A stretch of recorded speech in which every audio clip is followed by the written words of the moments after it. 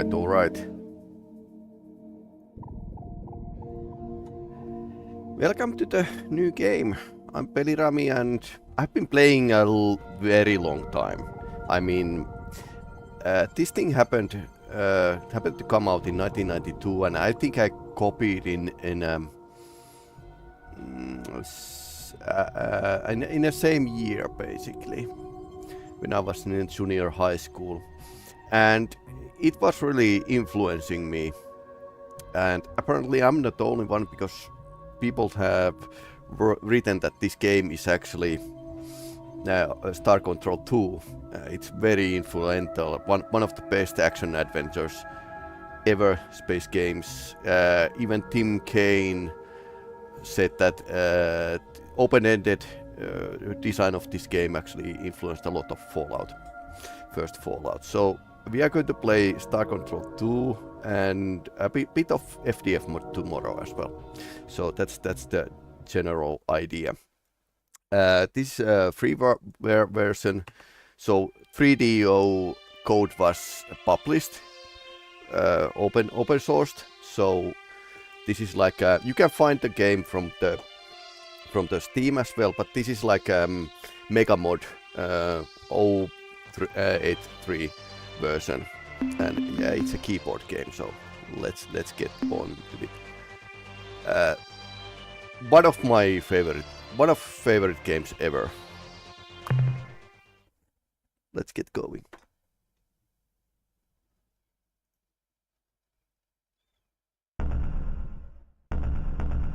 This gives me goosebumps every time.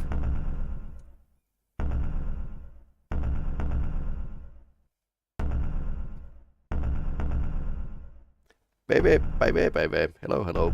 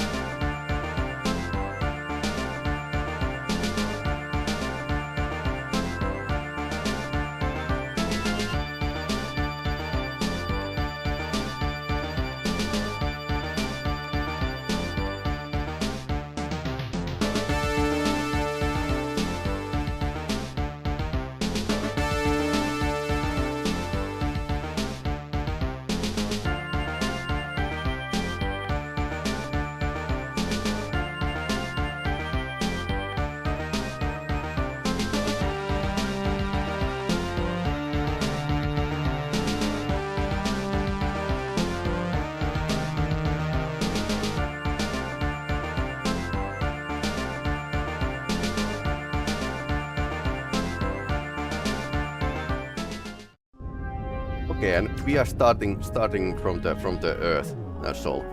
And Captain is a novelization gave the Captain a name, Zelnik.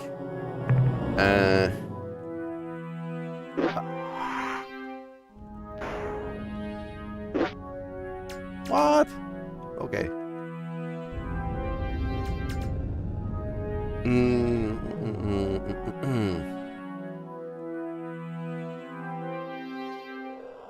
Indicator is enough. Okay. We have a third. We don't have much of anything, so.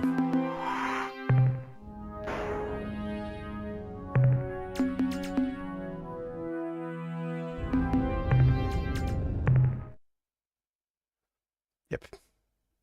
Okay, it's automatically saved.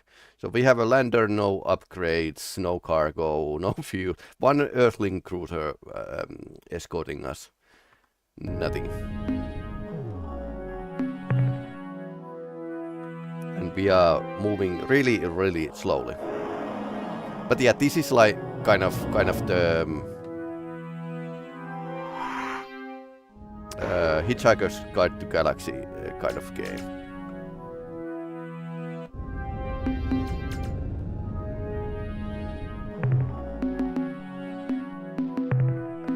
Actually, we have this MegaMod has lots of different options here. And you can actually. I'm currently playing the PC graphics.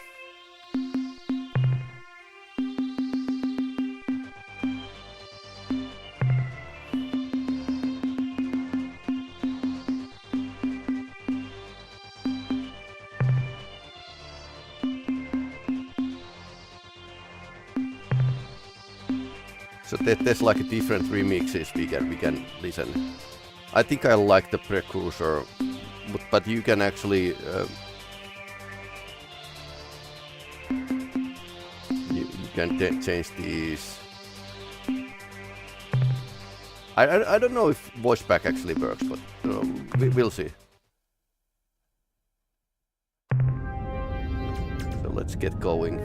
Adventure starts. I might change the music because why not? I know where I live, so. Okay, where's the blue planet? Why, there's two red planets here now.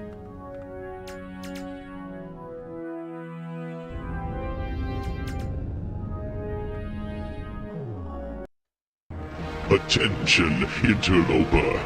Heed this recorded message. This drone vessel speaks with the voice and authority of Ur-Quan.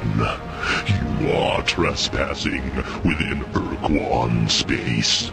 This world, Earth, may not be approached for any reason, nor will hostilities against our orbital platform be tolerated. In addition, your ship does not respond to standard hierarchy identification transmissions, and is therefore deemed to be independent. This is not permissible. Only subservience shall be tolerated. This drone now leaves to inform the Ur-Quan of your transgressions. You are commanded to remain here and await the arrival of the Ur-Quan. Disobedience will be punished.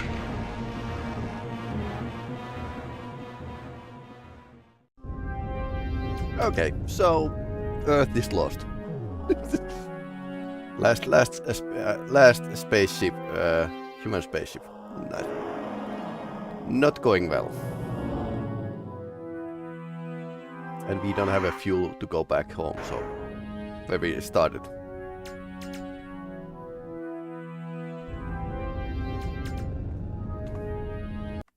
Attention, unidentified space vessel. I am Starbase Commander Hayes of the slave planet Earth. Our hyperwave broadcast is extremely weak. Situation critical. Energy cores exhausted. Scanners and deep radar are non-functional. We cannot identify your vessel. Are you the scheduled hierarchy resupply ship? Repeat, are you the resupply vessel?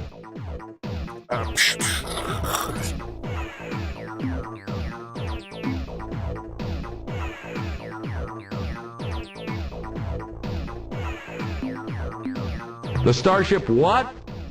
Never mind, look, we won't last much longer. Here's our situation. According to our oath of fealty to the Ur-Quan, we must maintain the starbase, but we have no space vessels of our own, and the shield prevents us from contacting Earth, so we're totally dependent on the Ur-Quan supply vessels for everything we need up here. We know there's a hierarchy base on the surface of the moon, but we can't contact them. The Ur-Quan were supposed to resupply the base at regular 5-year intervals, but we haven't received anything in almost 8 years. What we don't recycle, we can usually synthesize, but to do so we need replacement radioactives for our generator energy cores. If you could bring us some radioactive elements, we can fabricate the cores ourselves. Are you willing to help us? The fastest way to get radioactives in this system would be to land on Mercury and scour the surface for deposits of radioactive elements. But be careful. Mercury's a pretty inhospitable place. Watch out for earthquakes and those high-temperature areas. Thanks. I'll make sure to mention this the next time I talk with our masters. I'm sure they will reward you.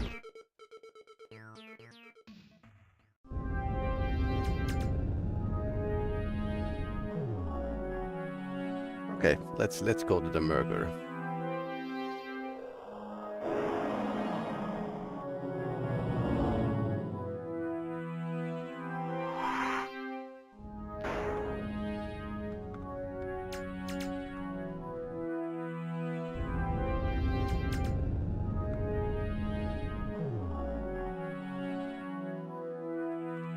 We have only one lander, so it's time to save scum. That was pretty normal back in the day.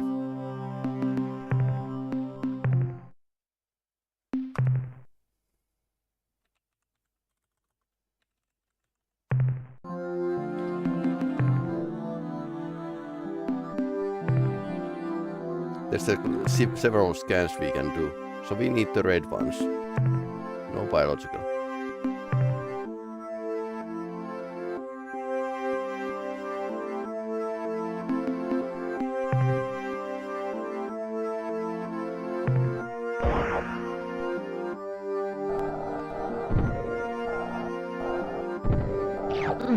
Ouch, we lost people. People are hit points in this game, so...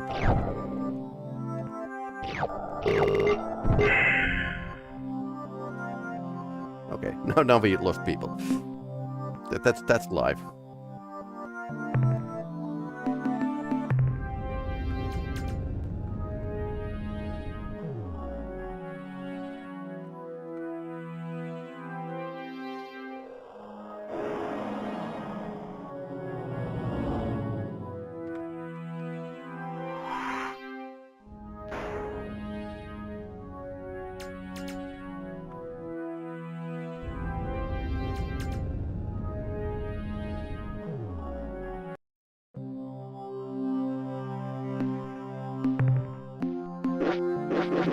Yeah, can't scan.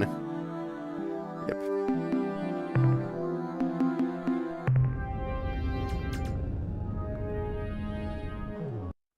Did you find any radioactive elements for our power cores?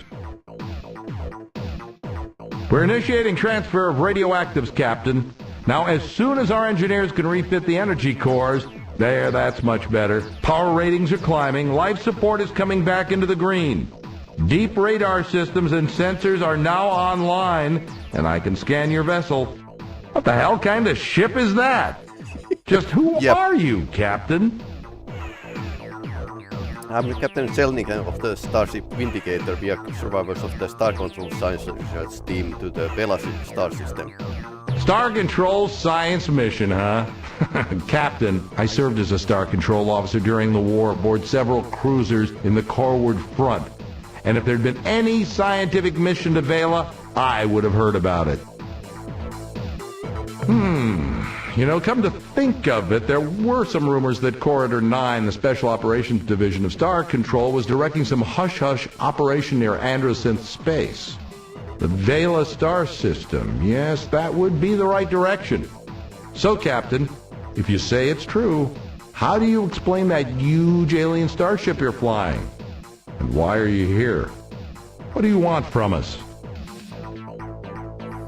We have returned to Earth to give you the technological secrets of the precursors and to help you fight the hierarchy. Fight the Ur-Quan.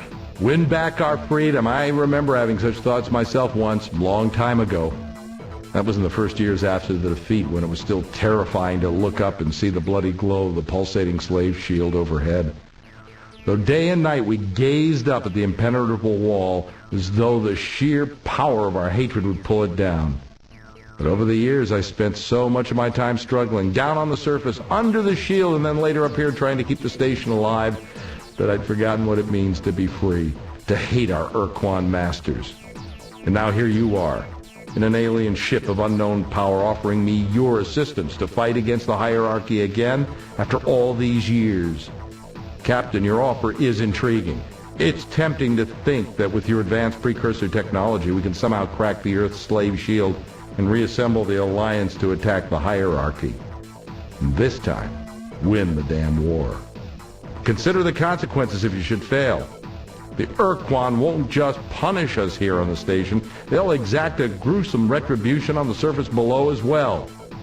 Before I commit this station to helping you attack the Ur-Quan and accepting the risk of annihilation if we are defeated, I have to make sure that you and your ship have what it takes to oppose the hierarchy.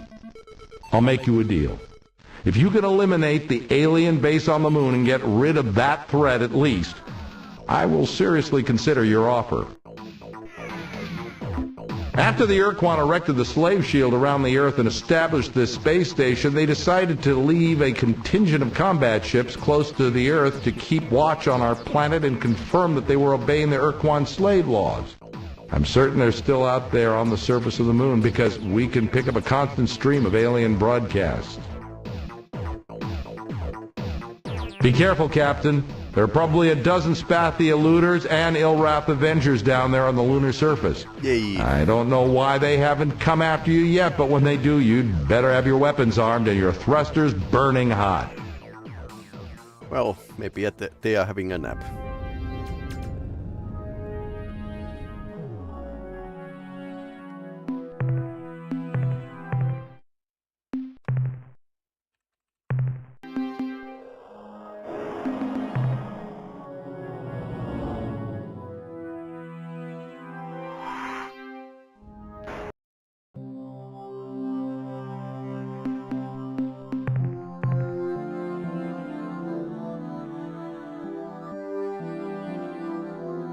Okay, biologicals.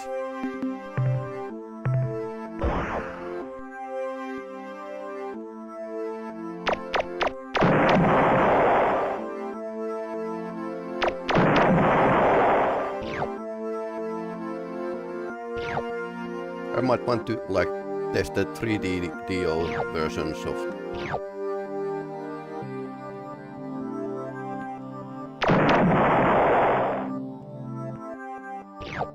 the 3D DO had like a slightly different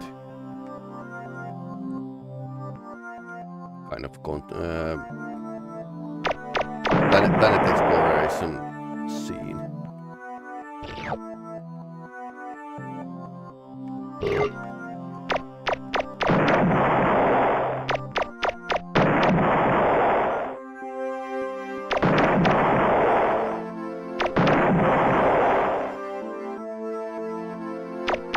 Where are the warships?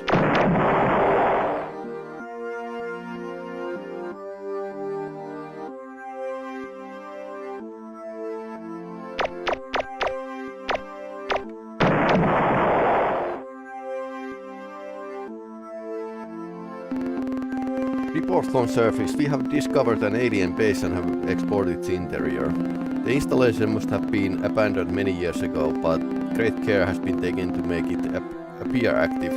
Life support system are functional, fusion generators are at the full output, and robotic construction vehicles have been programmed to roam the lunar surface, bulldozing moon dust into random piles. In addition, we have found the installation's hyperway locked in the transmit mode, endlessly playing the same alien recording. Although we cannot translate the message, our Xenotech engine Rigby listed the message is some kind of alert or mayday broadcast. The base is filled with the useful materials and equipment. We will scavenge as much as we can and bring it aboard immediately.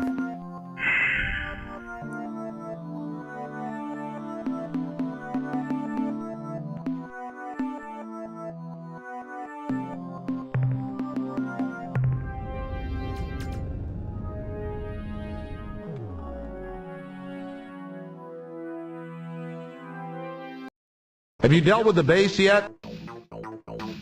Found the base, but it was I'll be abandoned. darned.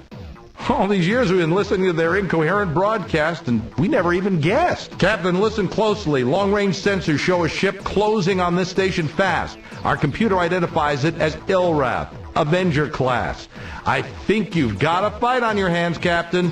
Your best bet is to wait until you have point-blank range. Captain, it's jamming our signal. By the fetid breath of the Dark Twin Kazon, a human and an alien starship.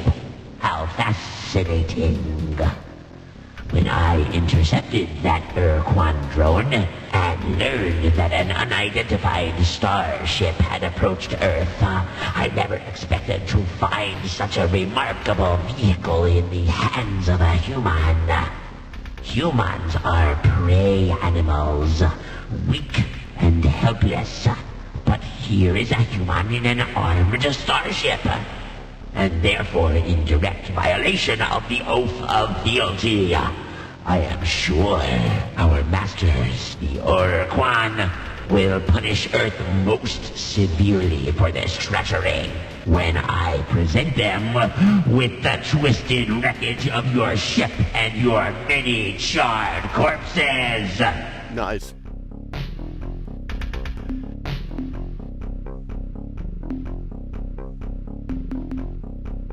Where the hell did you get Since from? you will soon be dead, I will gladly explain. We have spent many years gleefully preying on the Pakunk. They are a pitiful, easily killed species. And we would have continued in this divine worship of Dogar and Kazon, but we required additional crew members and repairs to our cloaking device. So we departed the Jiglass constellation and set course for home. But before we had reached our region of space, we detected the passage of a nearby vessel, the Ur-Quan drone. It informed us about you, so here we are. And now, you die!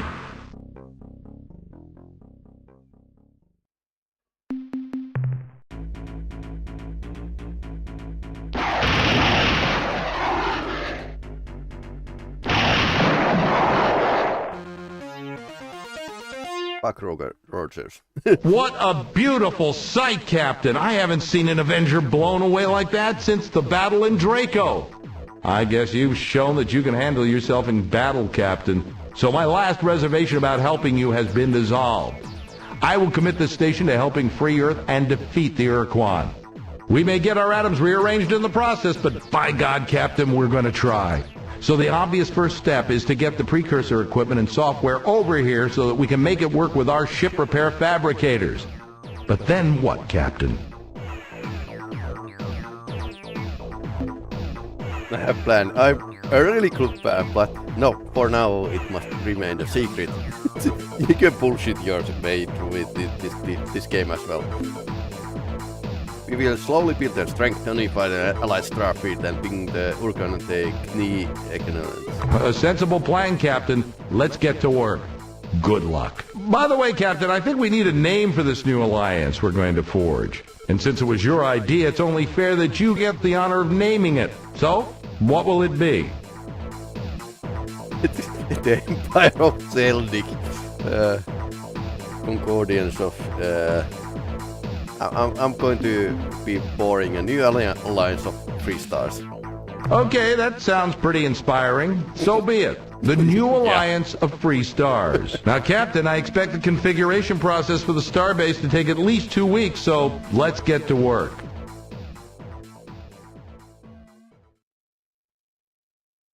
I have good news to report, Captain. We have successfully integrated the precursor technology from your ship into our fabricator system, and as you can see, we've already begun minor repairs on your ship, patching up some of the micrometeorite holes.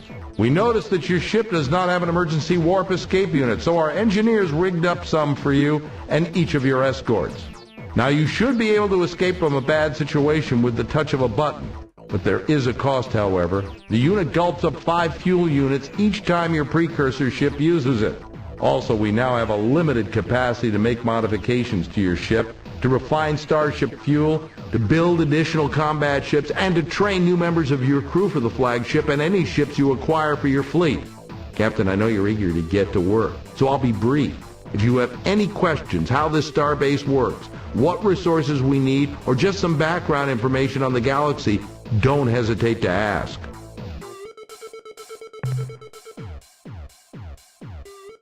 The more minerals you bring us, Captain, the faster we'll be able to tackle the Ur-Quan. Certainly, Captain. What do you need to know?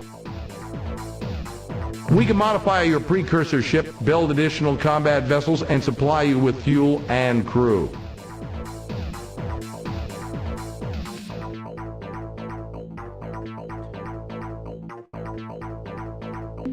Our engineers and precursor specialists agree with the scientists from your world that your starship was designed to be a workhorse vehicle, which can be easily reconfigured for different missions by adding or swapping self-contained equipment packs, which we call modules. The modules we can build right now are thruster units, which make your ship move faster, attitude jets, which allow you to rotate the ship more quickly, crew pods, which provide life support facilities for up to 50 additional crew members, storage bays, which increase your ship's cargo capacity for mineral resources, fuel tanks, which hold an additional 50 units of fuel, dynamos, which feed energy into your combat energy batteries, improving your weapon's rate of fire, and last but not least, ion bolt guns, combat weaponry, the exact function of which depends on its location aboard the ship. When put in the first or front module slot, it fires a single shot forward. When put in the second slot, it fires 2 shots, spread to the left and right of center. When put in the third slot, it fires 2 shots directly, left and right. And when put in the last or rear slot, it fires a single shot straight backwards.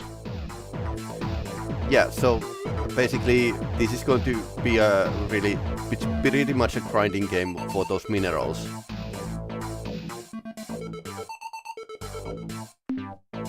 Our shipyard facilities are sophisticated and fully automated, permitting a handful of starbase personnel to do the same job as 500 vac-suited construction workers.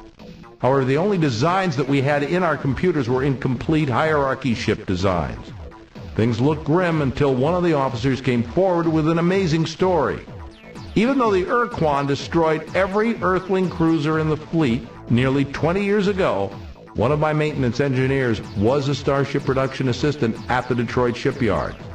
When Earth was conquered, she was ordered to destroy all ship construction databases. But she secretly made copies of the blueprint discs and then kept them with her ever since. These discs contain all the data we need to build as many Earthling cruisers as you want, provided you, Captain, can supply the large amounts of mineral resources required to build those vessels. In theory, Captain, we could build alien starships here if we had designs for them. However, it's a well-known fact that alien vessels just can't be flown in combat without native starship captains at the helm. We have almost 2,000 highly motivated, skilled professionals aboard this starbase, and every single one of them wants a berth aboard your starship. However, each hand we lose to your ship means less manpower here at the starbase, and this is reflected in the crew RU cost. As long as you don't lose too many crew members to combat or planet exploration, the RU cost will remain static. But we have only so many warm bodies on this starbase, and if your needs for crew grow beyond a certain point, the cost could increase dramatically. I think I usually manage to kill 1,000 of my own crew members. That rises the cost of the crew members. As you know, Captain, we've committed the entire output of this station to building your flagship and your battle fleet into the strongest force possible. However, our resources are very limited, and we feel you must decide how we are to spend our effort and materials. To aid you in making these decisions, we have implemented a resource allocation scheme. We provide you with a numerical assessment of the station's resources and ascribe a cost to each task we can perform and each device we can build. It's up to you to decide how you're going to spend your resource units, or RU as we call them. To acquire more RU, you must bring resources back to the starbase. These resources can be either in the form of mineral ores gathered from planet surfaces or already refined metals and other valuable materials from the wreckage of enemy starships. This base is designed to serve as hierarchy ships. Fortunately, your flagship uses the same stabilized antimatter technology as hierarchy vessels and will be able to synthesize what you need. However, due to the size of your ship, we'll have to produce vast quantities of fuel, which will be a substantial drain on our resources. The most straightforward way you can accumulate resource units is to bring mineral ores back to this starbase. There are probably enough resources in just the nearby dozen stars to build your ship into a powerful battleship or to create a strong task force of combat vessels. I would also recommend that you build several additional storage bays. When gathering minerals, focus on cleaning out one star system at a time. This way you minimize the cost of travel through hyperspace. While I respect your search for abstract knowledge, frankly, Captain, in our present circumstances, I see little use for such data here. Perhaps you can make use of biological information elsewhere. Hint, hint, hint. What else can I tell you? What aspect of history, Captain? Which group of aliens? Okay, which race? The Shofixti are a race of intelligent marsupials who had been civilized for only a few decades when the war began. They were discovered in the Delta Gorno star system by the Yehat, who adopted and then uplifted the Shofixti, giving them advanced technology and cultural definition. Shofixti are noble and fearless warriors, Captain. In addition, their incredible fecundity and rapid maturation rate kept Alliance rank solid even at the worst part of the war. You know, I once flew as an observer aboard one of their ships on routine patrol. We never saw the enemy, but I could never stop thinking about the glory device it had strapped to the bottom of its hull. they can explode their own ship. Alright, let's...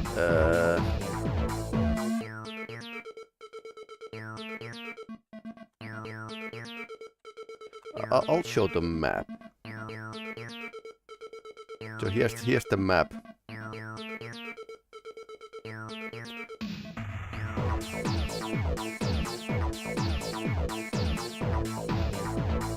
Okay, so Sol is right here, and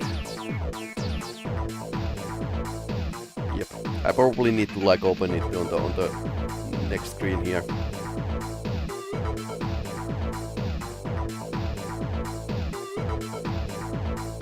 The original game came with the paper map, so this version of the game doesn't show the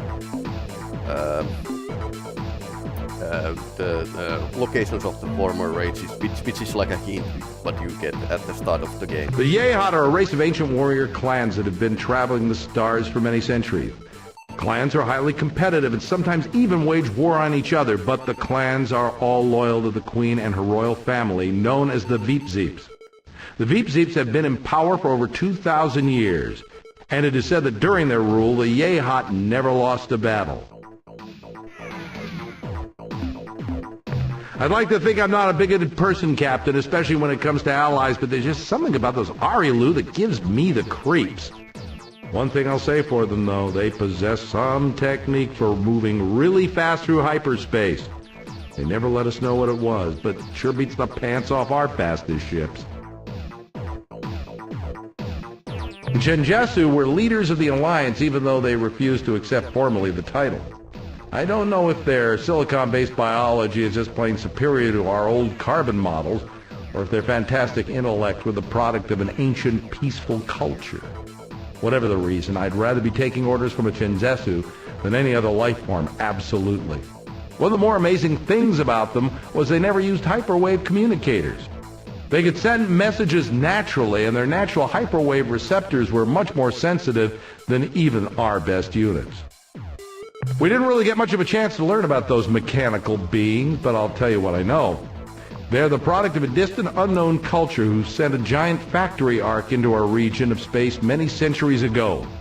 The Mother Ark, that's what the Earth Press called it, churned out millions of robots and finally broke down. I don't know why the Myrnaherm didn't repair the Mother Ark. Maybe they can't. My personal guess as to why they were sent here is that they're on the leading edge of a colonization project. And once the Myrnaherm have tamed enough new worlds, the genuine colonists, whoever they are, will arrive and claim their due. Most raw recruits saw the Siren as nothing more than warm, breathing pin-ups. Warm they are, and yes, they do breathe most magnificently, but okay. Captain, they are far more than simple joy units. Why do you The history shows the Siren established and maintained a peaceful culture from their Bronze Age through their discovery of starflight. Before their planet was destroyed in a horrible cataclysm, their world was an Eden. What other group of aliens are you interested in? Which species? Our enemy is cunning, relentless, and possesses technology superior to all, but perhaps that found aboard your starship. The Ur-Quan are born, live, and die for one purpose only: the subjugation of all other intelligent life in the galaxy. Why? I don't know. They'd probably have an easier time just destroying intelligence, but they're very careful not to use more force than is necessary to achieve their victim's submission. I'd sure like to know what made those wormy bastards as twisted as they are, and I'd like to know why they keep on the move, never stopping longer than it takes to enslave whomever they find. The Mycons are hard to get a handle on. In fact, I'm not sure any human has ever had a real conversation with a Mycon. What we know of them, we've learned from their corpses, which, I may add, have a nasty habit of coming back to life when thawed out from a decompression quick freeze. Mycon ships seem to expend a significant amount of energy on life support. This is probably because the Mycon only thrive in temperatures close to the melting point of lead. As far as we know, the Mycon are the only race to actively seek out the Ur-Quan in order to become combat slaves. Imagine facing a cowardly, mobile clam armed with a howitzer, and you've got a good idea of what it's like dealing with a Spathi. Yeah. Although they tend to avoid battles as much as their masters will allow, once in battle, a Spathi eluder is one tough cookie. I once heard a rumor, though I don't like to believe in it myself, that a rogue band of courageous Spathi broke away from the main Starfleet, painted their ships black with bright red stripes, and formed the Black Spathi Squadron, dedicated to performing brave and hostile deeds. Like I said, I'd have to see it to believe it. It's unfortunate that the Umga fell to the Ur-Quan so early in the war, because I suspect we would have gotten along well with those big blob creatures. At the very least, it would have been entertaining. We know them a bit better than most races because they were eager to talk with our ships before, after, and during battle. The Arilu intimated that they had a relationship with the Umga before the Ur-Quan arrived, but I don't know any details. When I was flying combat missions along the Corward front, there was nothing we feared more than the Androsith hit-and-run squadron. Their blazer ships were more than a match for our cruisers, so we stayed clear of Eta Vulpeculae, their home star. In addition, I think each of us aboard the ship knew deep down in our hearts that the Androsith had a damn good reason for hating us. Our grandparents had kept them as slaves for nearly 50 years. Androids, basically. I still have nightmares about those spiders taking me prisoner, using me as one of their 6 sacrifices to Dogar and Kazon, their twin gods of destruction and torment. Nice religion. Those guys were almost as scary as the Androsynth to those of us in Deep Space Patrol. Their Avenger ships could appear out of nowhere and melt a cruiser down to slag in seconds. Luckily for us, the bulk of the Ilrath fleet was thrown against the Genjesu and the Myrnaherm. The starship Far Voyager, under the command of Captain Jeffrey L. Rand, encountered the Vux near Beta Mira. Although the details are hazy, it's generally accepted that Rand offended the Vux starship commander with an inadvertent insult. What other group of aliens are you interested in? None that we had made formal contact with. The Genjesu implied that they had met 2 other star-faring species, one near the Gickless constellation and the other directly corward from Procyon. The Arilu Lalile once mentioned having some fun with an alien race in Draconis, but like so much else with the Arilu, they never revealed the whole story. I'm sure there are hundreds more alien races in our galaxy, but beyond what I've told you, your guess is as good as mine. Would you like information on any other aspect of history? Sure. Anything else? Can you be more specific? That all depends on whom you meet, doesn't it, Captain? Well, in all seriousness, if you encounter the Ilrath, Bucks, Androsynth, or other hierarchy battle thralls, I wouldn't hold out much hope for a peaceful encounter. So if you feel you have the advantage, attack. The resources you will scavenge from the enemy's wreckage are well worth the effort. If you can find Alliance races who are in a position to help us, then you must convince them to join with us. Their assistance may be crucial to our success. What else can I tell you? Fine. Is there anything else you need? Blow up an Ur-Quan for me, Captain.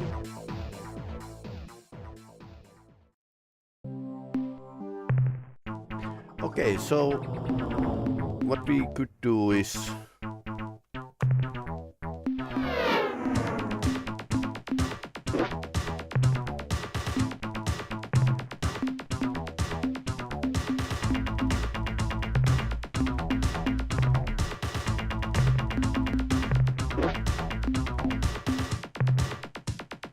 storage space from 750.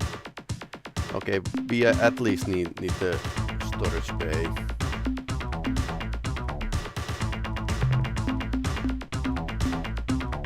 Suppose I managed with the one lander.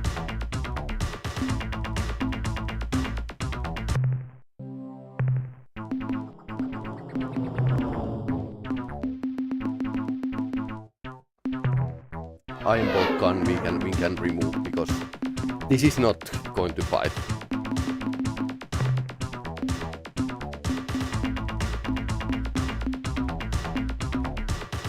Fuel tank, crew board.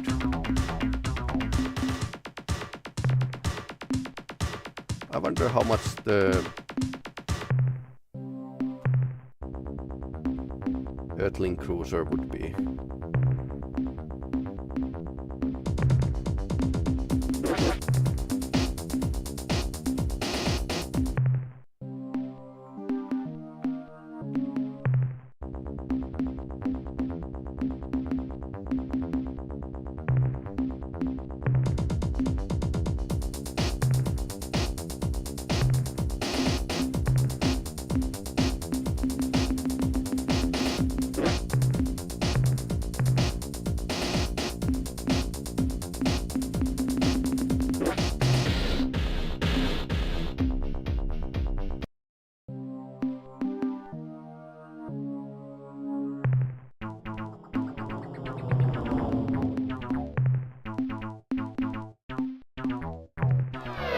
Okay, 3 storage space and 1 fuel tank. So we are not going to go far, but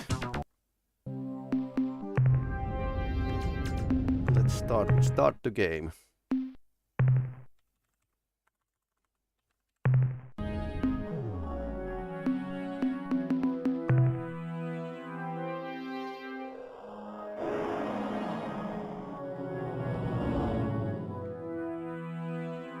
The thing is that it's easy to take casualties. If your lander goes to 0 hit points, 0 crew member, then it's going to explode and you need to buy a new one. So saves come a lot. And these closer planets are pretty dangerous, so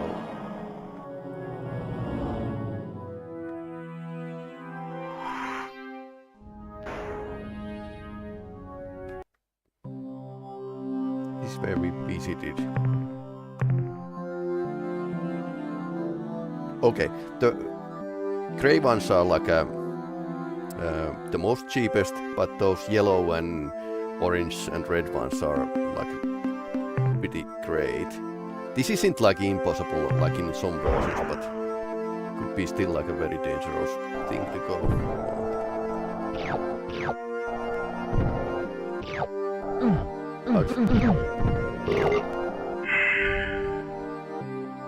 Yep.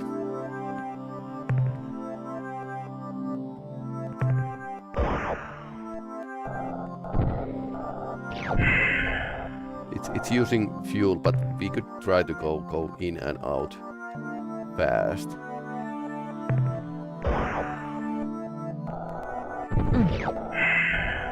You can land on top of the earthquake. Okay, that was the expensive ones out of this planet. You could actually scoop everything, but you are going to lose crew members, and it's going to cost you like 3 RU per crew. Already taking the, casualties here. Okay, Venus. Probably pretty hardcore place.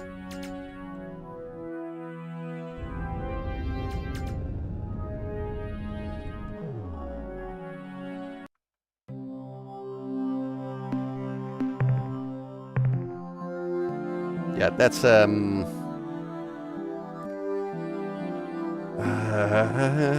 that's a very hot place. Yep, let's not take that. We can basically return when we have like upgrades for the lander. In the end, it's very well protected, but so far at the you don't have much of anything at the start of the game. But there's lots of discussions lots of dialogue in this game. So basically, you could like save before the dialogue, because it's going to take some long time.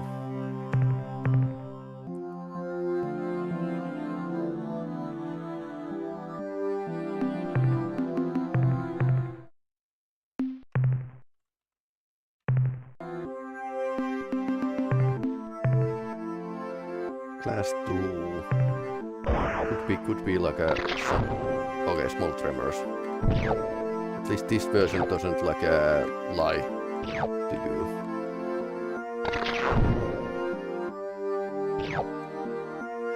Are we full? Nope. Ouch. That's like an auto hit.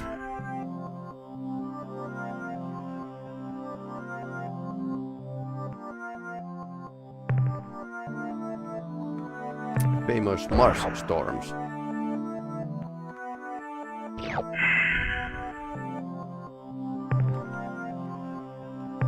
Yeah, it's taking 1 fuel every time. I'll try to approach. Just. Yes.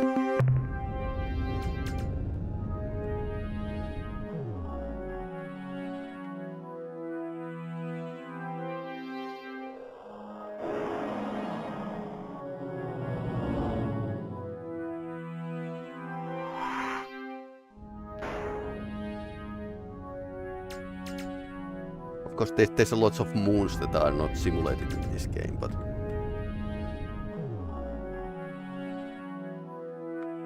something. Okay, apparently Jupiter has only like 1 moon. I think that's suppose it's a Titan. Yeah, it's a Titan. Weather class 3.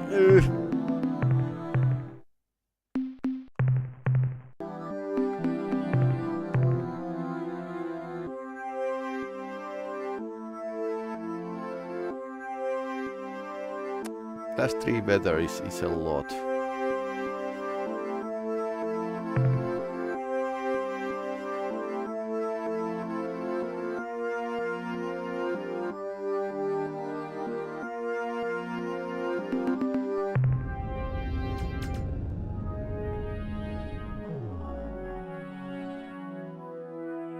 Well, there's a lot worse planets out there, but yeah, class 3 at the start. Okay, Saturn has apparently like much more. And no, Jupiter. That was Saturn. Didn't have a rings. Huh. Ganymede. Bigger the balls are, round things then.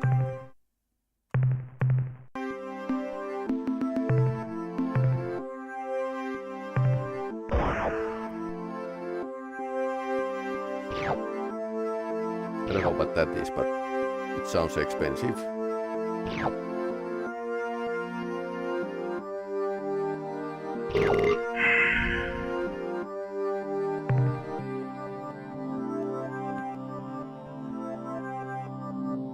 No weather.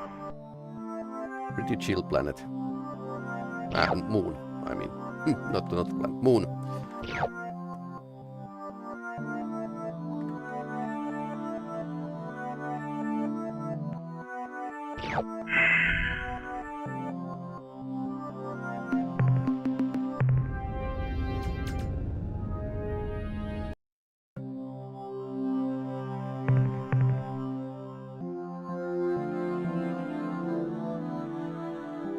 Callisto doesn't have anything. Okay. That's fine.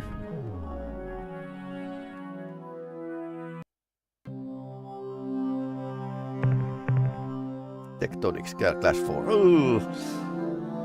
Yeah, IO has lots of interesting stuff, but has very bad tectonics. That's like a suicide to try to approach this place.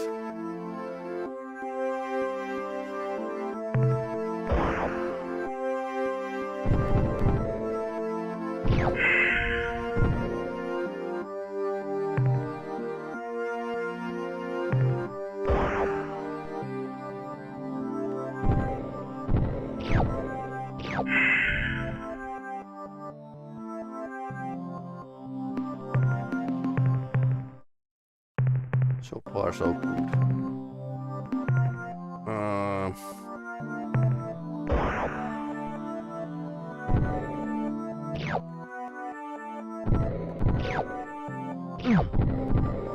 We lost like one person.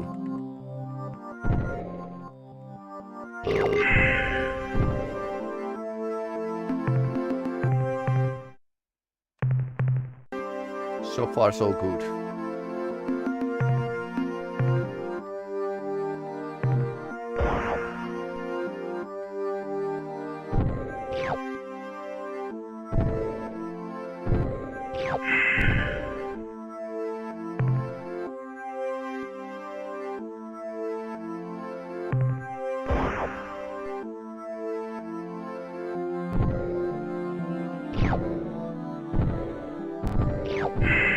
Okay, just lost one crew member exploring this moon here.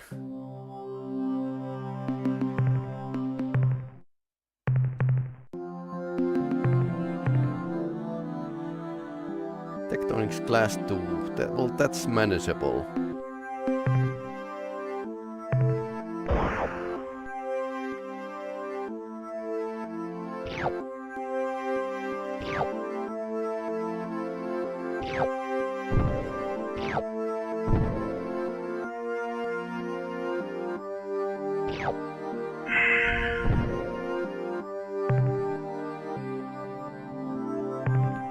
This is more valuable.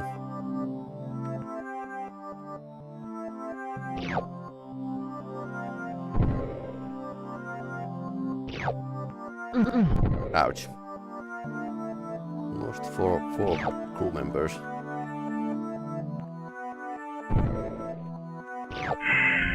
People are just resources.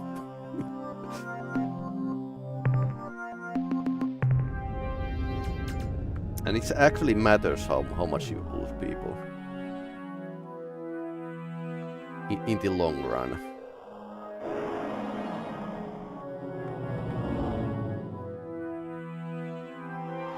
Oh yeah, this was the day when the Pluto was actually a planet, considered planet.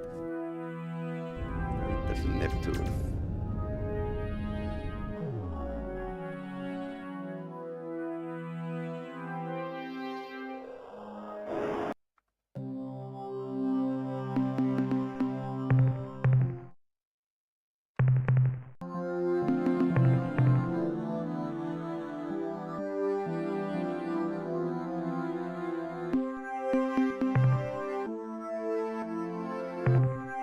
That's like the most valuable.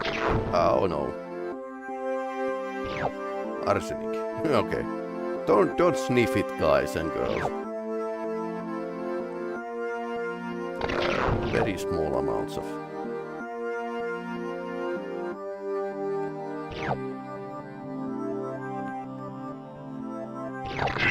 Trace amount of minerals here.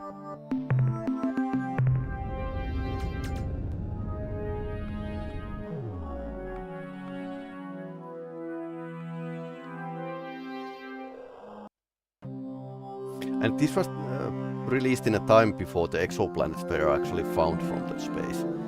So this is actually a better class 8. No thanks. No technonics. This is like a atmosphere is super thick. Nothing we can do here.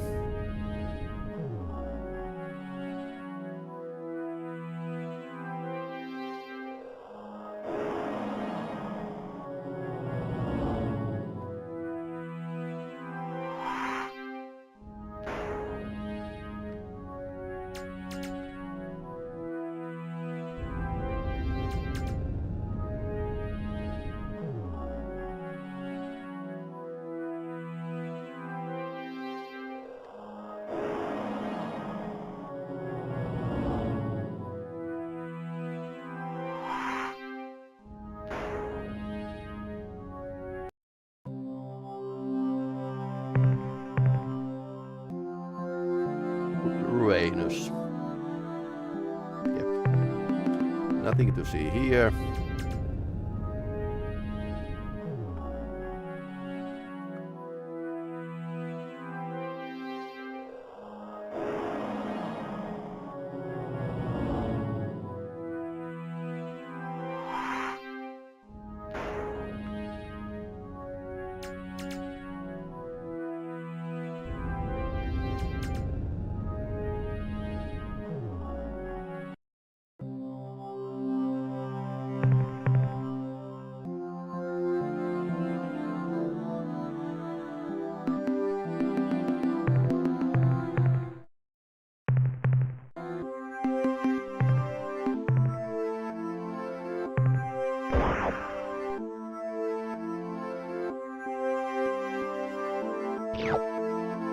Charon dust.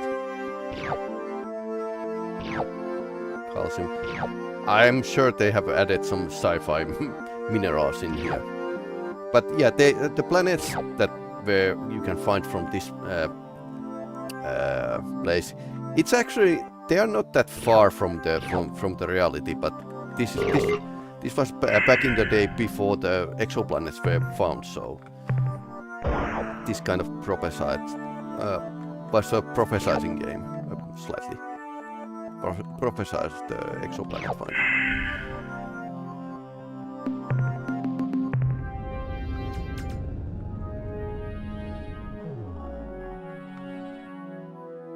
I would like to turn better, but we don't have can't afford to have like a upgraded flagship. Okay, there's one element and some energy reading. Crystals.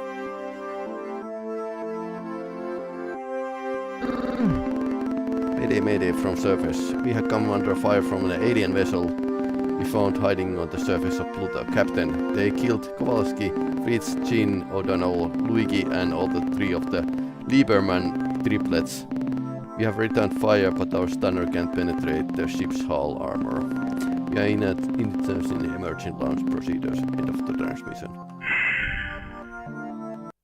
Attention, a big, mean, hostile alien vessel hovering overhead in an obvious attack posture. This is Spotty Captain Whistle. I know you are going to torture me, so let's just get this over with right now. The coordinates of my homeworld, Spatiwa, are 241.6 by 368.7, and the ultra-secret Spatty cipher, which is known only by me and several billion other Spatty, is Happy Muffy Duffy. Sorry about that little mistake with your landing vehicle. I was so startled when it approached my vessel in a threatening manner that my automated defense systems fired on it when it got too close. I hope nobody got hurt.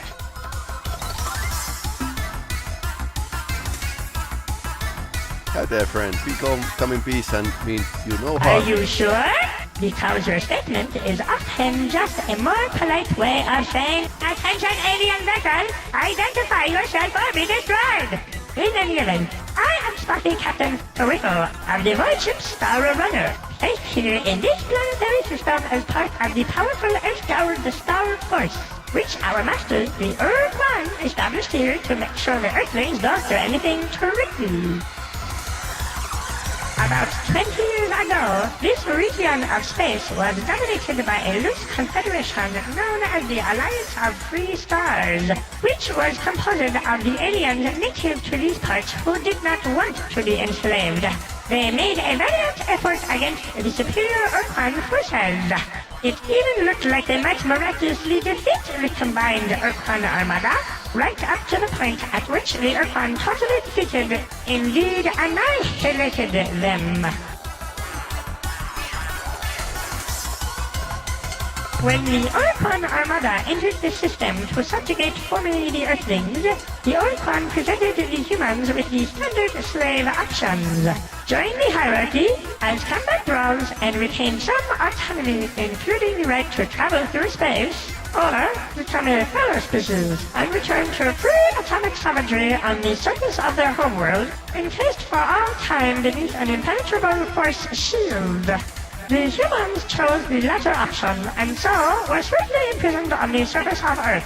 But the Ur-Quan didn't trust them to obey the restrictions, so they chose a small group of hierarchy combat starships from the Earth and Spartan fleets to create the so-called Earth Guard and station them at a base on Earth's moon.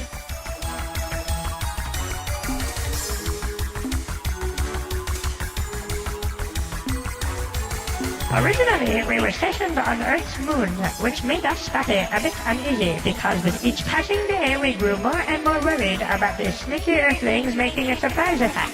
So the Illrad kept telling us that it was impossible since the Earthlings had no ships or weapons whatsoever. That made us feel a bit better, but when the Illrad left, again we grew fearful and decided to make a strategic redeployment to Mars. Later on we decided it would be prudent to relocate to Jupiter's moon, Ganymede, then later Saturn's moon, Titan, and finally here to Pluto. The Illrat contingent were supposed to be the toughest ridge crest, the most rigid flipper, the backbone of the Earth Guard force. But they departed the system en masse not long after the last Ur-Quan dreadnought vanished from this region of space. They claimed to have received a direct order from their gods of evil and darkness, who had grown dissatisfied with the Illrat's passivity and wanted them to kill or at least torture someone soon. Personally, I believe they just got bored and went off to have some fun. That's probable.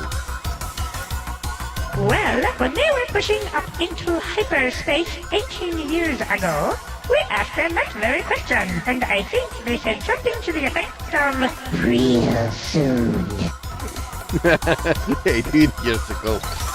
We decided that if the Earthlings figured out we had abandoned the base on Luna, they would be more likely to try something sneaky. So, we rigged up some old service androids and ordered them to drive around on the lunar surface in bulldozers, endlessly pushing around the same piles of dirt. In addition, we connected the base's local radio transmitter to an audio malnorme fun rum called Winky's Happy Night, hoping they would think we were still there. Distress signal.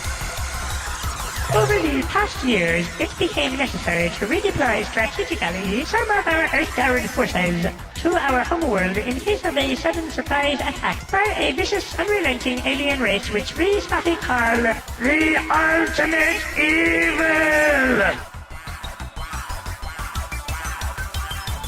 Dozens, that is to say scores and perhaps even hundreds of my brethren stride through the corridors of this specially modified, super-efficient, mass destruction-oriented starship, which could lay siege to an entire planetary system should we choose to do so, which, fortunately for you, we have decided not to do today.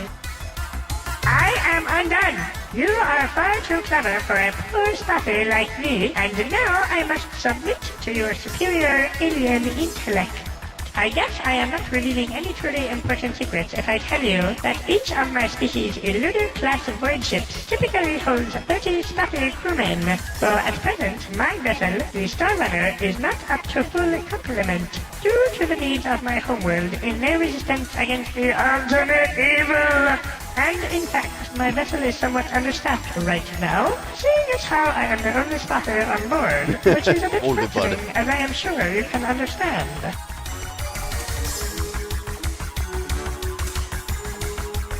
How true, Captain, how true! In truth, just between us, during the past 7 years, I have been quite ill at ease, and yet now I find myself enjoying your company. This witty dialogue, and the presence of your huge, powerful, death-dealing starship, which, being my friend, you would certainly feel compelled to use in order to save me from any hostile life forms who threatened me with death. As yet, the ultimate evil remains largely unmanifest, and its powers and exact intentions are still a bit obscure, since it lurks just outside the range of even the most sensitive long-range detectors, which we feel gives conclusive evidence as to the ultimate evil's nefarious intent. Right. Since it was our most powerful and unforgiving masters, the Ur-Quan, who stationed us here, we knew it would be grossly stupid to disobey them completely, but we decided it would be okay to send just one ship home. We used one of our most ancient and solemn rituals, Taffy, to pick the lucky ship. Then, some months later, we decided that it wouldn't really hurt if we sent one more ship home. And then later we sent another, and then another. Well, you get the idea. Alas, as fate would have it, when the final ritual was performed, I, Peripheral, was left here alone. For, as even the most immature in wrestling knows, there must always be one spotter who puts the short top on stick. Our masters don't really keep us very well informed about their goings-on, so that all we know is that immediately after the subjugation of the last Alliance race, the Hut, I think, the Ur-Quan gathered their dreadnoughts and departed for the edge of the galaxy, commanding us to obey the slave laws or face their wrath when they returned. We only know bits and pieces of what happened to each race. For instance, when defeated, the Yahat joined the hierarchy as combat roles, while the Siren chose to be slave-shielded on a planet in the Bugsquirt star system. No, that's not right. I forget its name. Anyway, where was I? Oh yes, the Shafixti. They were utterly wiped out in a gigantic blaze of glory. Oh no. The Shafixti were half feral, as you know, having been uplifted by the Yahat just a few decades before the start of the war. Given their habit of detonating those suicidal so-called glory devices in combat, it came as no particular surprise to me when, upon the arrival of the Ur-Quan Primary Task Force at their homeworld, the Shafixti caused their sun to explode in a colossal supernova, destroying the entire planetary system, and not incidentally dozens of Ur-Quan dreadnoughts. Okay. Me? You mean me, personally? How nice of you to ask! I was born a poor green incrusting, the youngest child of a family of 18,487. My male parents had to work hard to support us, very hard, but each of my brothers and sisters and I tried to help out to make ends meet. The female parent was kind and sweet to all of us. Why, she once even called me by name! She said,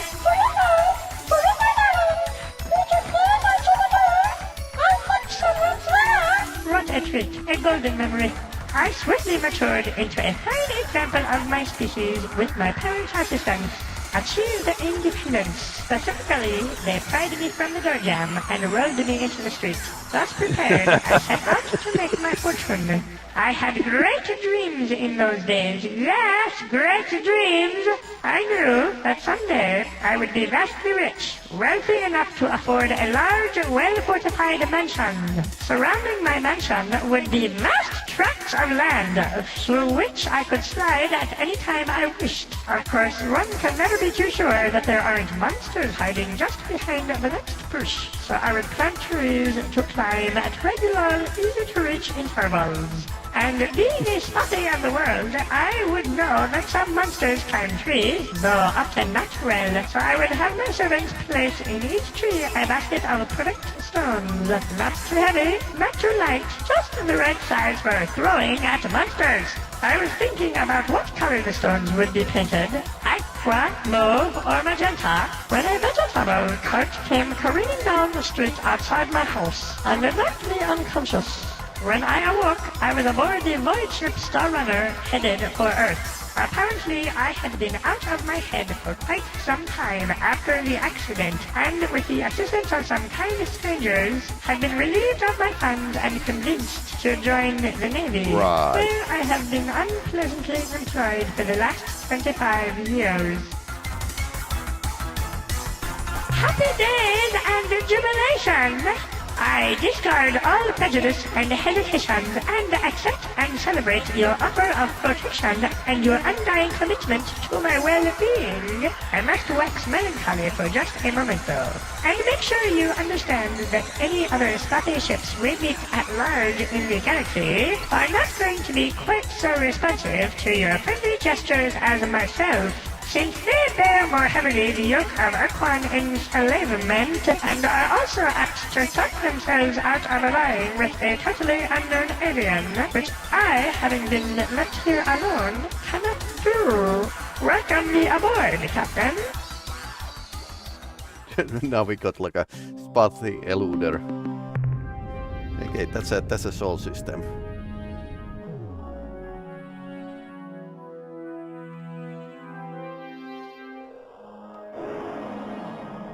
We need to get more crew and offload the minerals.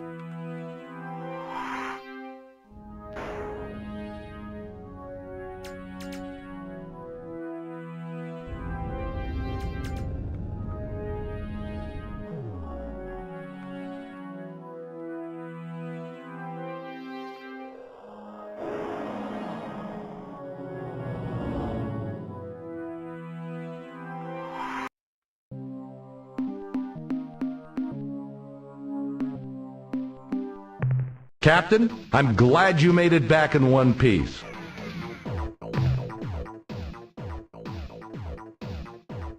Excellent work, Captain.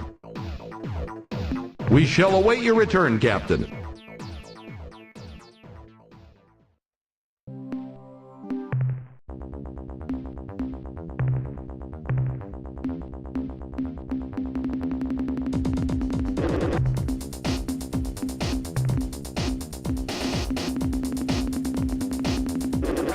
There's a big crew in this ship.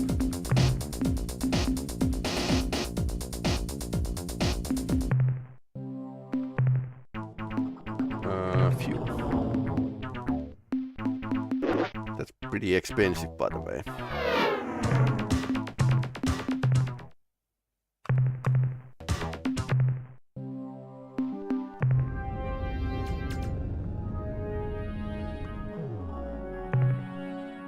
So now we know when we met the species that where is their basically area, and their home world is some of those planets.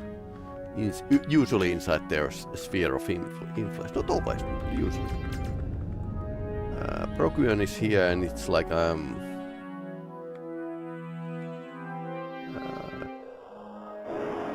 Genso home world.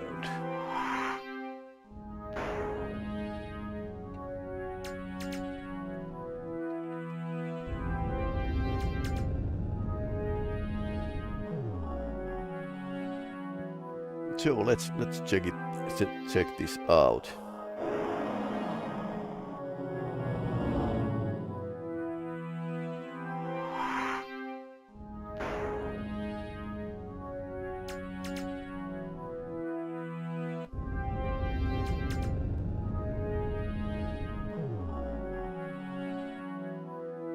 So, unknown. Well, it's like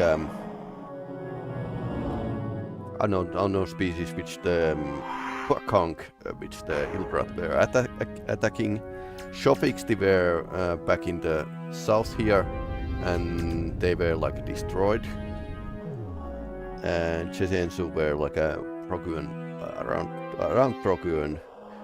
Mehern, can't actually pronounce their name, are here, up here.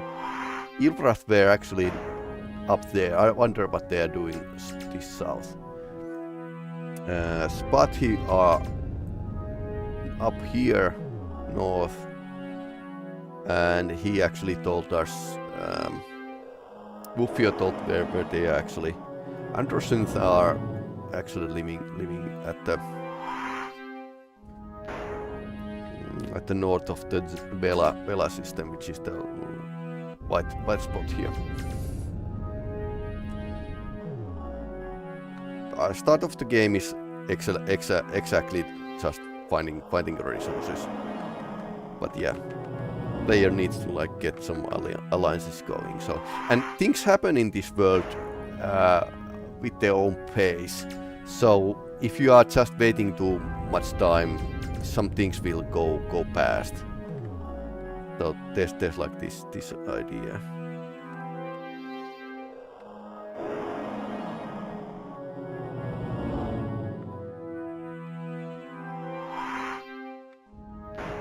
Coolies.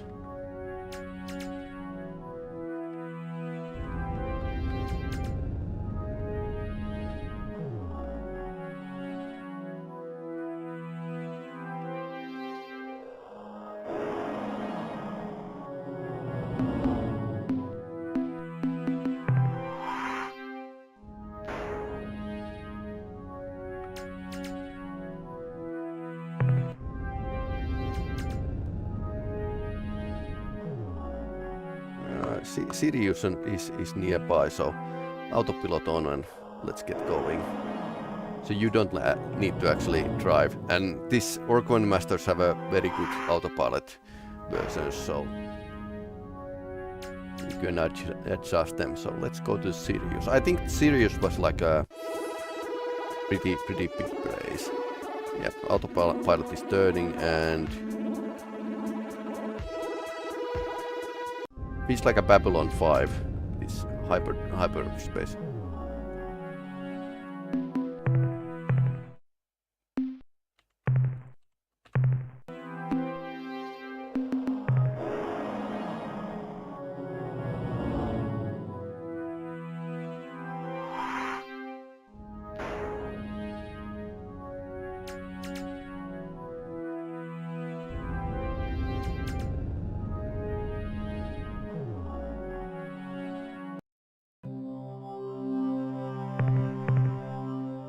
Weather class 3 and Technonics like class 6.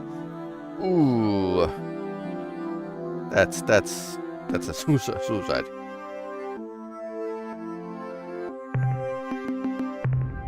Yep. Nope.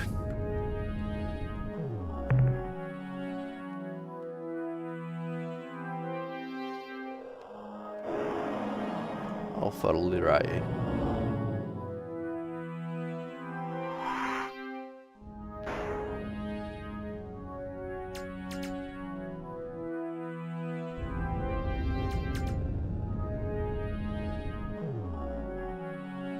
There's some hidden planets and star systems,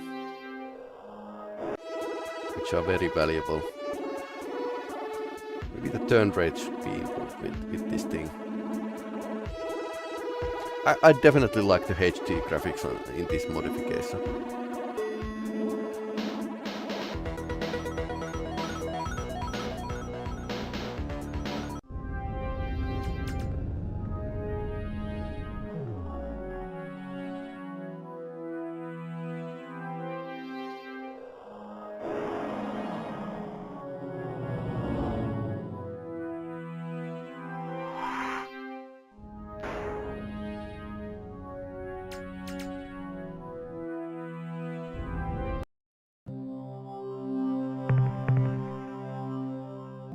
better class 3, tectonics class 1. Ugh.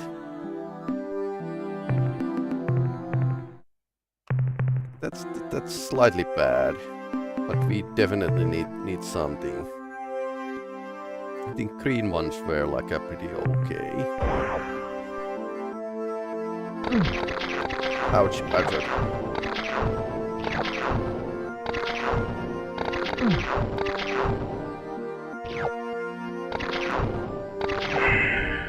Krypton. Yeah, better is bad.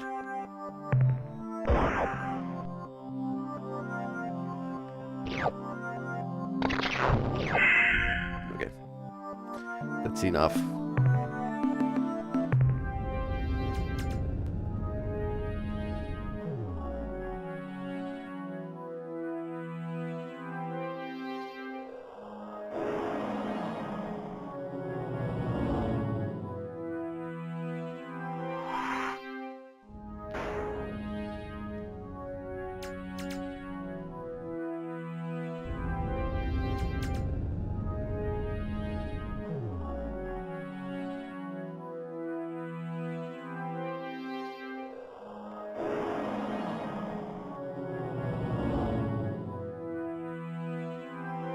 And slide.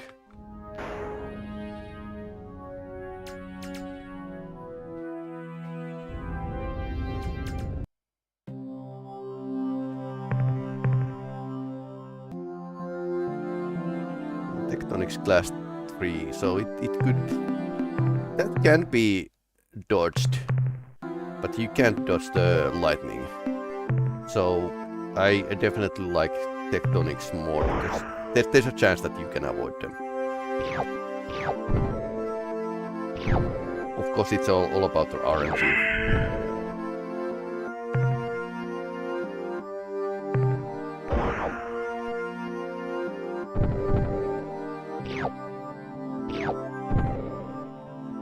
Oh yeah, blue ones were like a... very much not valuable.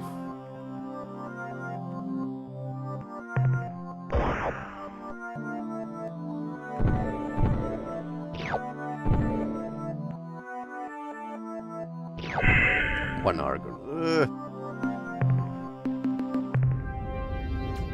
Alpha Luray. Not really great place. So Sol, Sirius.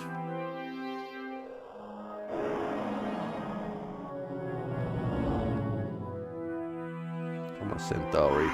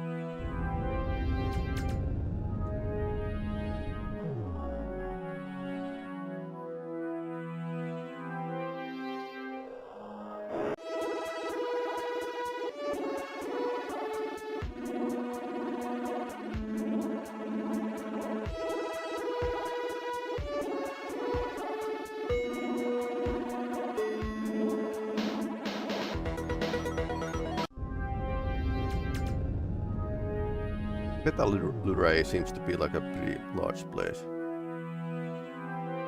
There's some shadow in the inner system. Oh, it's just planets revolving. Original PC version, I don't think it had like these revolving planets, but these are from 3DO, I think. Okay, that looks interesting. Ruby World. Ooh. Purple ones are like a pretty great.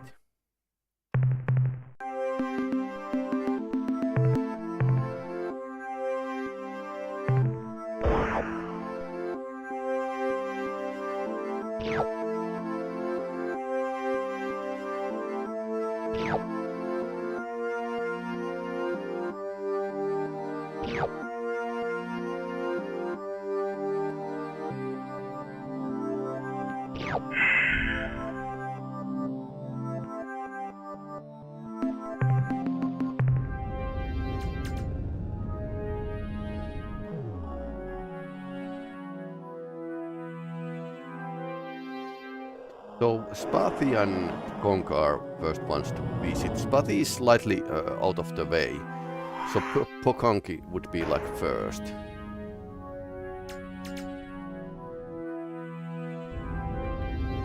That's a very big eye of the gas planet.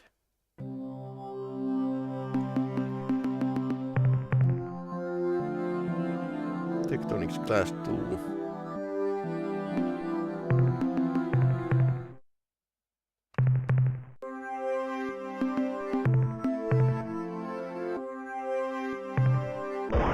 With bad luck, it could cause like some casualties.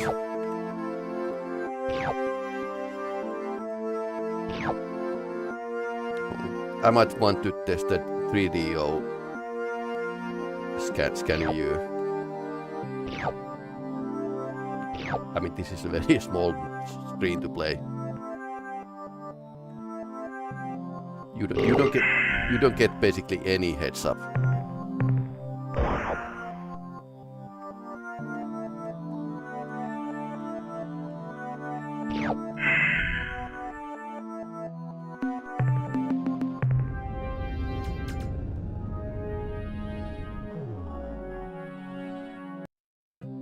Usually gas planets are like a meh. Better class 8. Yep, no tectonics. Super thick. Nothing interesting here. Mostly gas planets are not interesting. Although there's an exception, which we are going to not talk about now.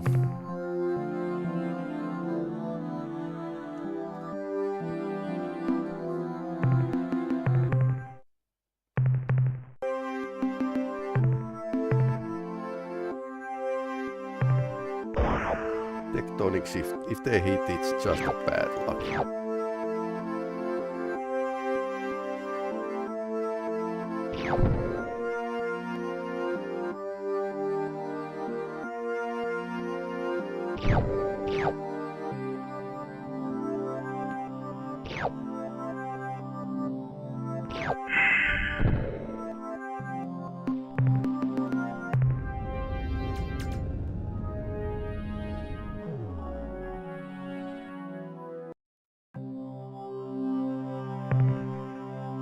I think you can actually discard the minerals you don't need, so you can actually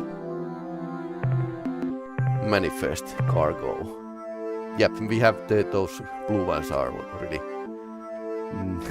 one space bug. Here you can actually see green ones are great, red ones are okay. Exotic base metals. You need lots of base metals. Corrosives are not really that valuable either.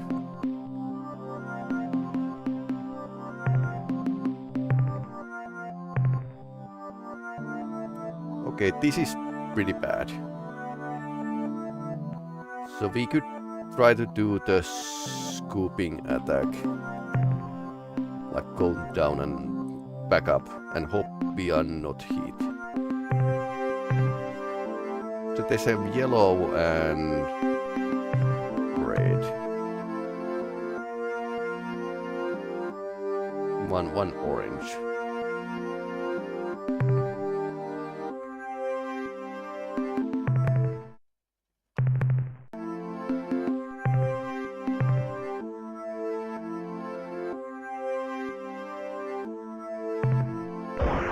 Let's hope RNG works. No? Okay, we lost 2. Got some.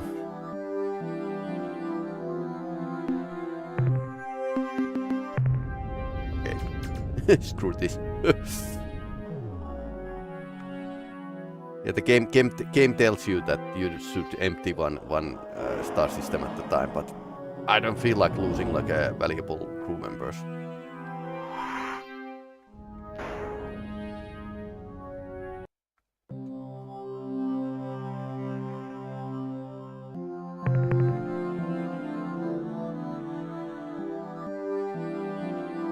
purple world. Wasn't so happy place.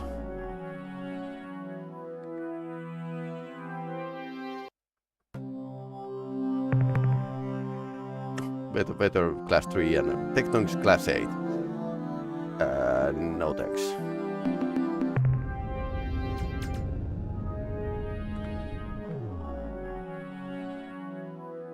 Old games like these throw you in the deep end immediately, like no proper tutorial. Are these blue ones? Those are very low value.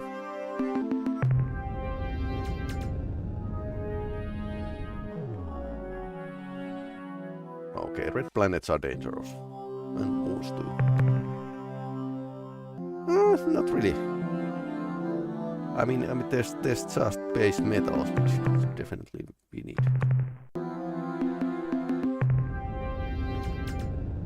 Okay, if you immediately accidentally exit, you need to go back like this.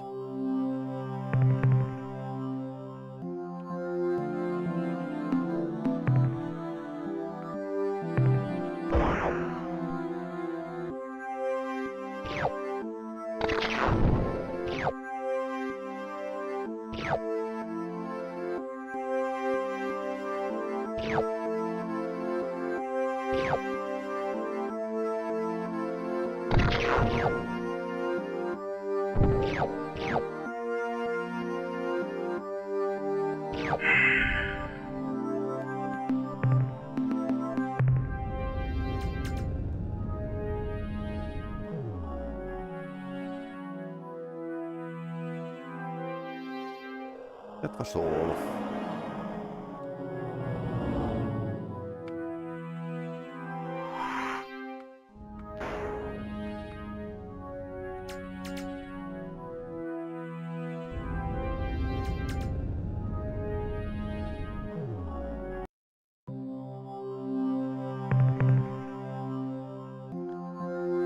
Weather is pretty bad.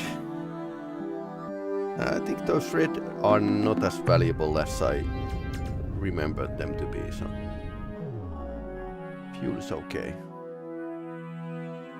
I don't think I had like an issue with the fuel.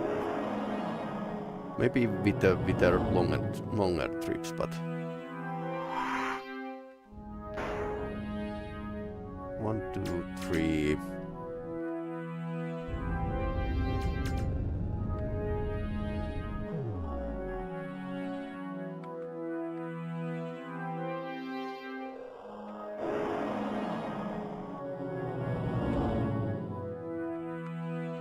That planet is hiding here.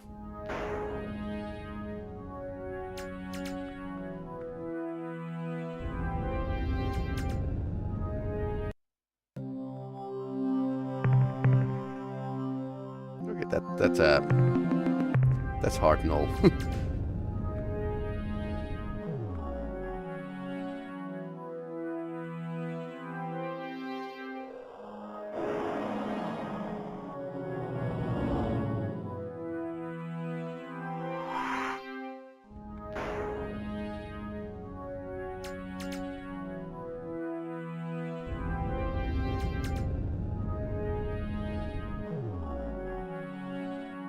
Did we check the red planet already?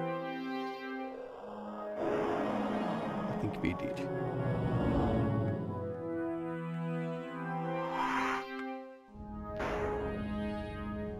So, in the end, this game is actually a lot about exploration.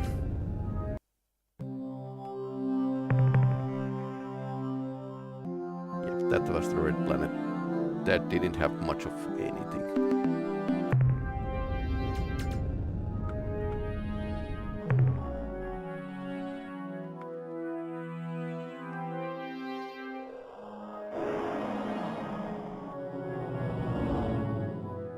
Gamma Centauri.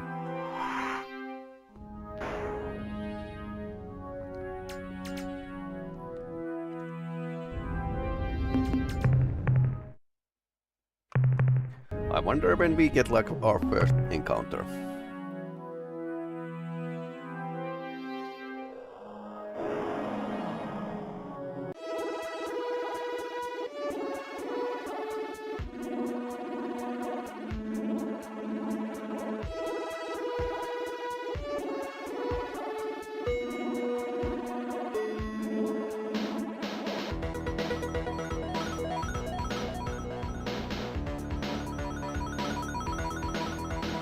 green star.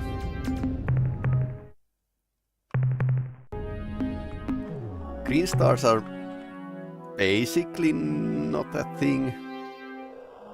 Question mark. But there are green stars, but we are not seeing the green light.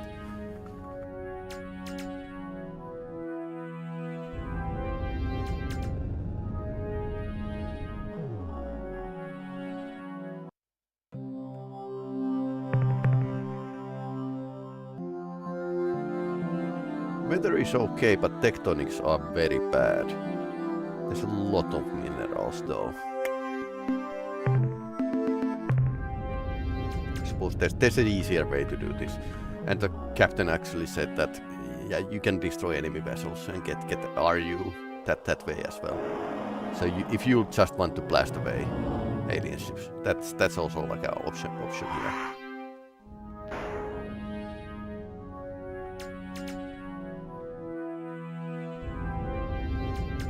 Surprisingly big amount of minerals easily found nearby the Sol system.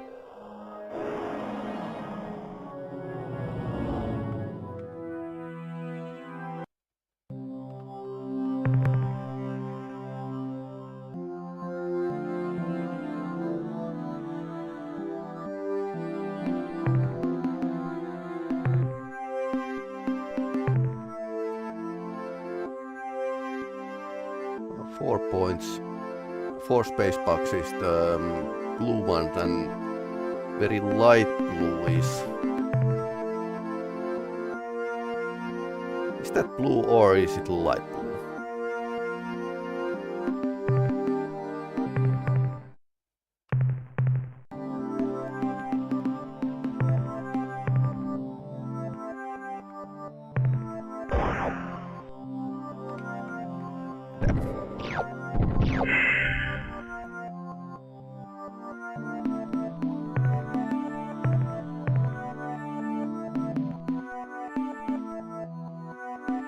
Okay, so noble gas is the... do we want to dare? There's a lot of gases here.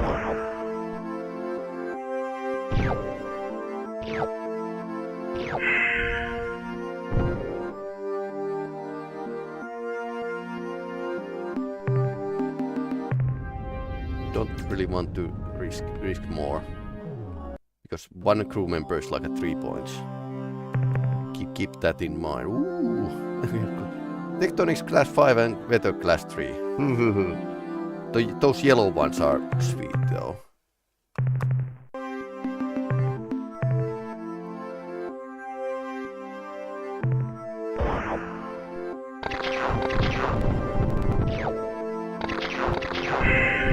Oh, we got something without casualties.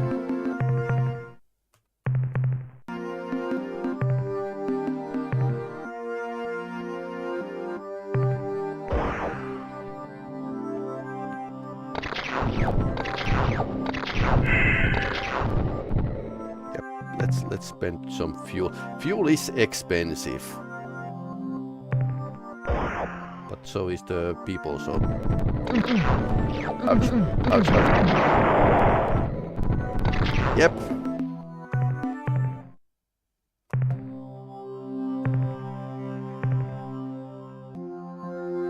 We got like a lucky twice, but not the third time. Oh no.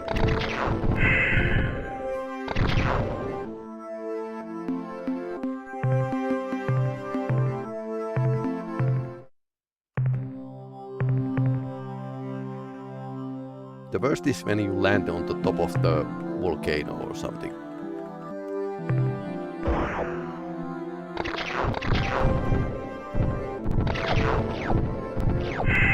Okay, that was successful. Do we want to dare it? There's gold.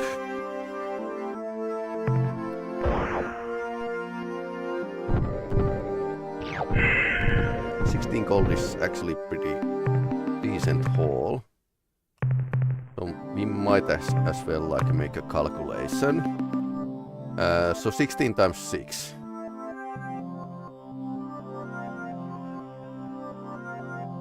Oh, 99. Oh, okay. So that's actually pretty good.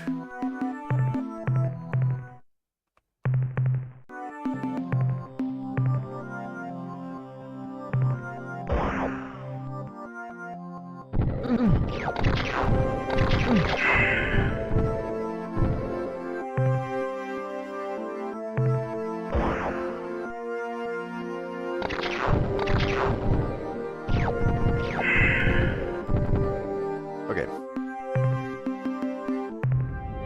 That's enough death.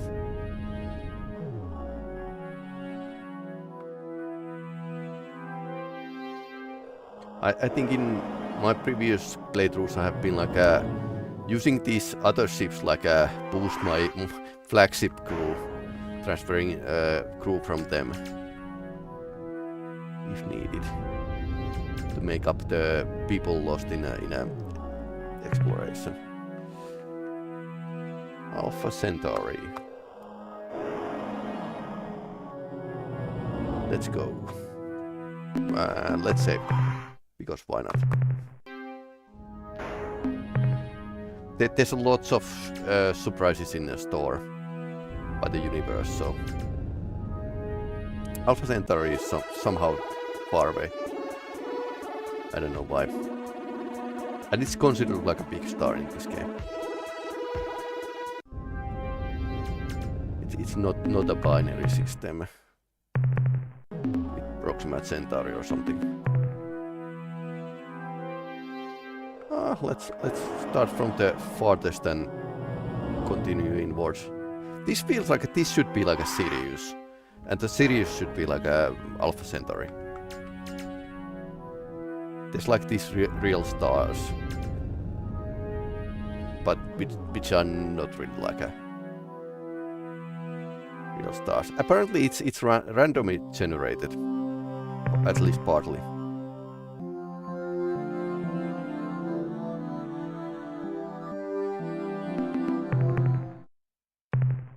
There's a lot of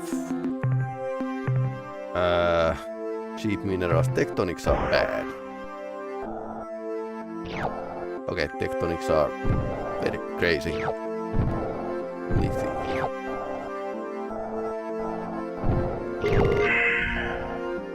We didn't lose anyone. Wow.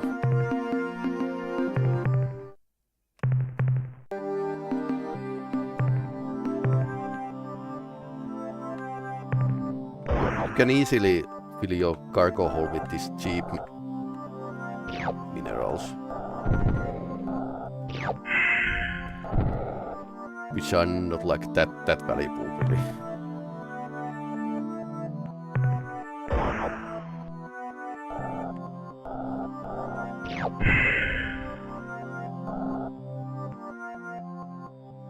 You are not really breaking that well even with if you just get like a one unit.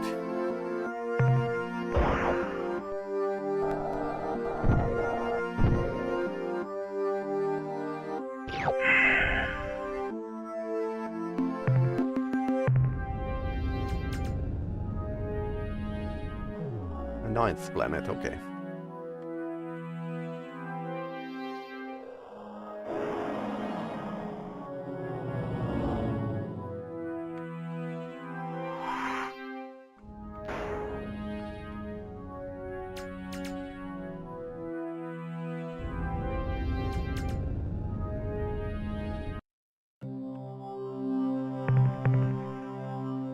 That's a hot planet. But class 2, so it's not that dangerous really.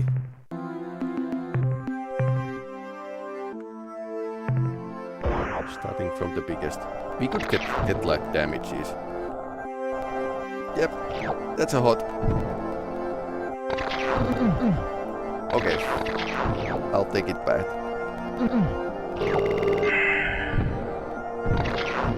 That was horrible.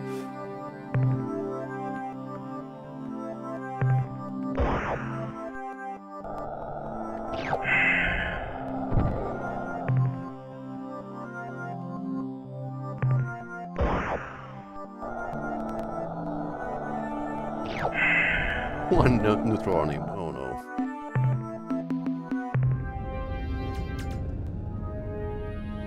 So we need like a lander that's insulated against the heat.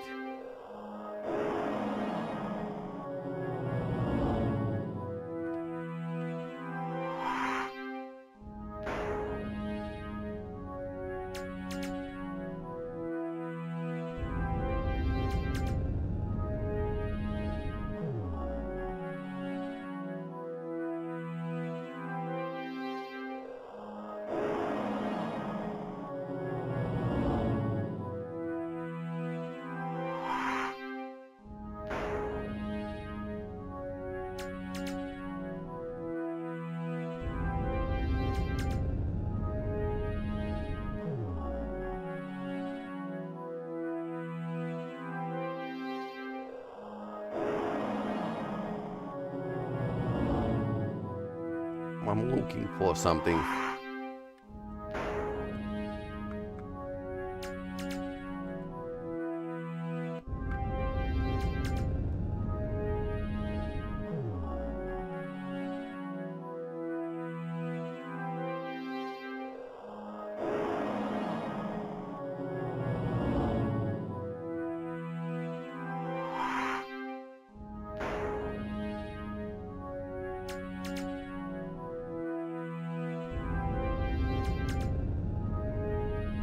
Okay, here it is.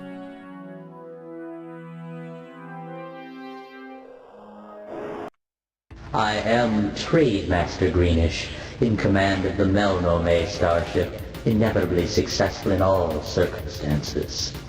I bid you a formal welcome, Captain.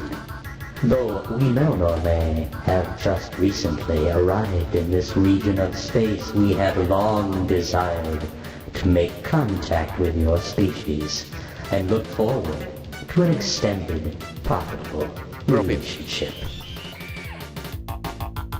Even before our first meeting, we knew of you, Captain.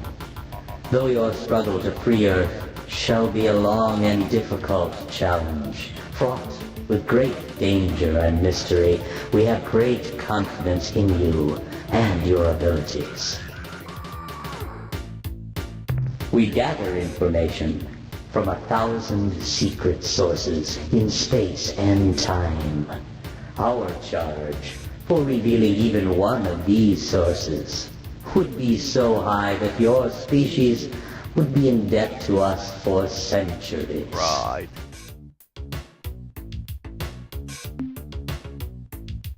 Absolutely. Our primary trade good is information. Why, right here on my display screen, I have something which I am certain would be of incalculable value to you. We can discuss the details of this very significant information later, when we have established normal trading procedures, at which time we shall also discuss the nature of our fees.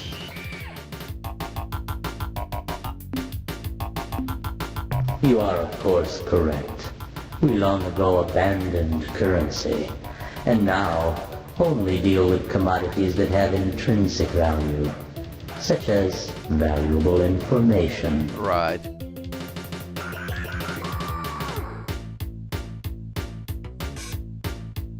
No, it is not. In fact, in our culture, giving, with no fair exchange of goods or services, is considered vulgar and inappropriate. Please do not mention this subject again. Right. Our origins and purposes are, frankly, mysterious, and due to several unavoidable factors, we are unable to discuss ourselves in any great detail.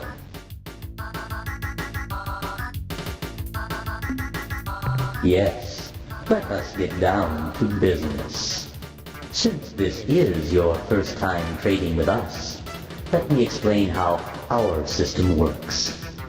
We are interested in purchasing certain items, specifically biological data on alien life forms, and the coordinates of certain strange worlds, whose radiant energies defy all scanners, producing a rainbow-like image. Rainbow bird. In exchange, we have many interesting and valuable commodities, such as fuel, compatible with your starship's hyperdrive thrusters, technological specifications, allowing you to build new devices for your ship, and many important secrets which may help you in your travels. To facilitate trade, we translate all your sales into interstar credits, with which you may make purchases. If you have any questions, don't hesitate to ask. Now, what can we do for you today?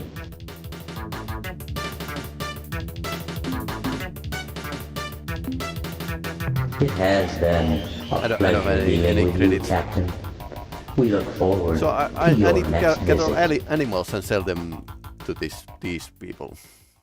But yeah, buying stuff from the mail room is like a mandatory if you want to survive in this game.